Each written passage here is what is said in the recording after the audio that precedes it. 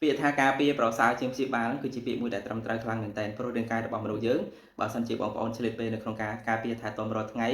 ក៏អាចឲ្យយើងមានបញ្ហាទៅជាជំងឺធ្ងន់ធ្ងរឬក៏មានបញ្ហាជំងឺដែលកែមិនបាននៅថ្ងៃក្រោយដែរ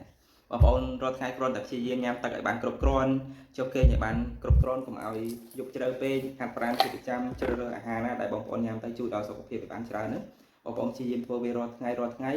សុខភាពបងប្អូនចាប់ផ្ដើមប្រសើរឡើង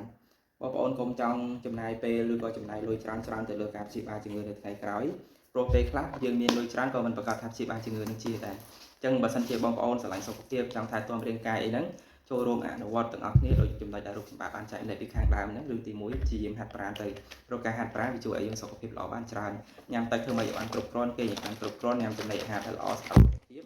ព្យាយាមធ្វើសកម្មភាពឲ្យបានច្រើនជាងនៅមួយកន្លែងបងប្អូននេះការដែលរូបសម្បត្តិក្លុកទឹក chlorophyll បងប្អូនអត់គ្នាញ៉ាំដើម្បីថែទាំរាងកាយជាពិសេសការលេងសកម្មគីមីជាតិពុល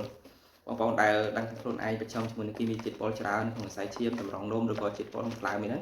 បងប្អូនអាចញ៉ាំជាមួយនឹង supplement មួយប្រភេទនេះដោយសារ chlorophyll នេះដែរបងប្អូនអត់គ្នាគឺវាសម្បូរអុកស៊ីសែនដោយសារអ្នកវិទ្យាសាស្ត្រនៅខាង USA គឺគេ